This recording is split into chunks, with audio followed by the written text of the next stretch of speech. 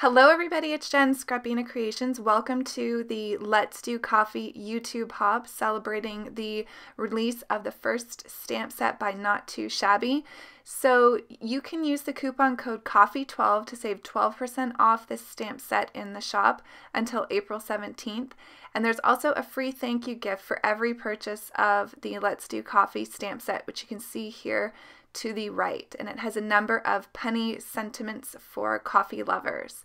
So this is the card that I'm making today for the hop, and I'm just going to give you a close-up here of the stamp set. So it comes with the coffee bar, a little female coffee barista, some sentiments, and lots of accessories that you can play with. I am going to be using the Pink and Main My Heart paper pad. This is the inspiration for the colors I chose, and I'm also using the English brick stencil by My Favorite Things, and the Distress Oxide I'm showing here now is Hickory Smoke, and then I'm also going to be using the Broken China for the background. So I didn't have any foam pieces left for my Distress Oxides here, or Distress Inks. This is a normal mini cube. So I pulled out a makeup sponge out of my stash and it worked just fine. So I just wanted a very light gray color for the outside brick of the coffee shop building. And then I'm just using my sponge here just to mute it a little and also move the color around so the insides of where the bricks are not located has a little bit of color. So I'm going to be coming back to that in a second here after I do all my stamping and coloring. So I will show you how I cut the window and put the card together. So I'm going to be using the little coffee bar here, and I wanted the little espresso machine to be sitting on top of the coffee bar. So I'm stamping this out using my Lawn Fawn jet black ink, and the stamps stamp perfectly. The reason why I'm having trouble is because I'm inking it kind of up top overhead of me, just the way I've positioned this for the camera, and then stamping it. So it was my error, not the stamp sets. The stamp sets are high quality photopolymer stamp sets. So I'm just using some masks that I cut out of some Post-it paper, and I'm going to be masking this and then doing a little bit of a Distress Oxide background. I'm putting this little bow into the coffee barista's hair, and you can see here I have used these masks before. They're not adhering well to the paper, but they're still usable.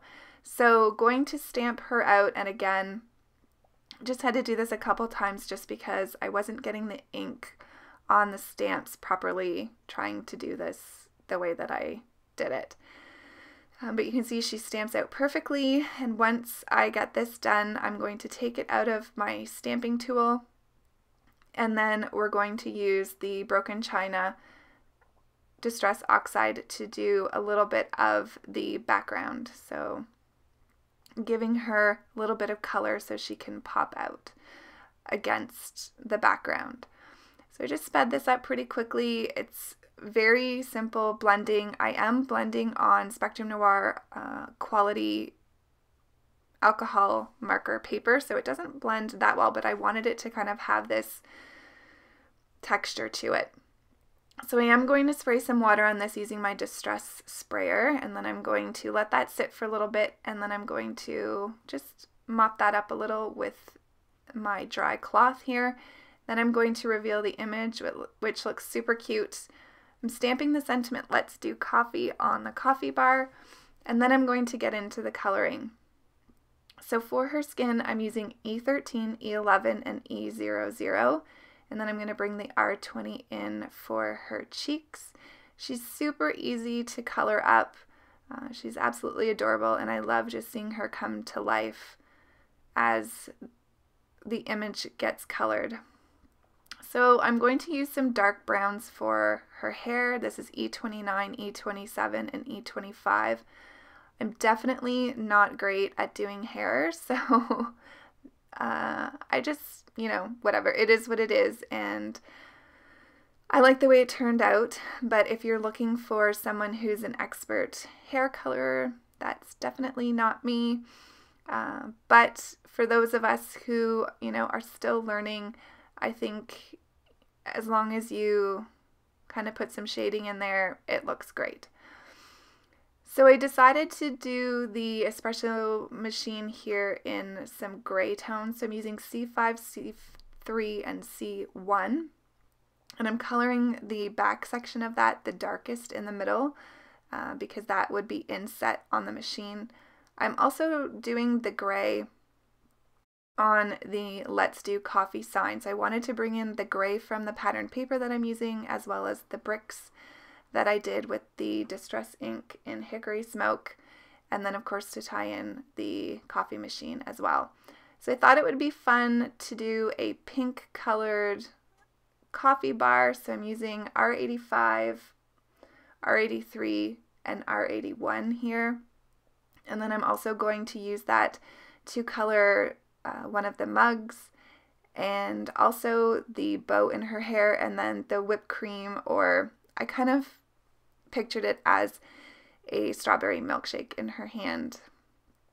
So that's why I colored the frothing or the ice cream in pink, and then I'm moving on to purple, so BV04, BV02, and BV01.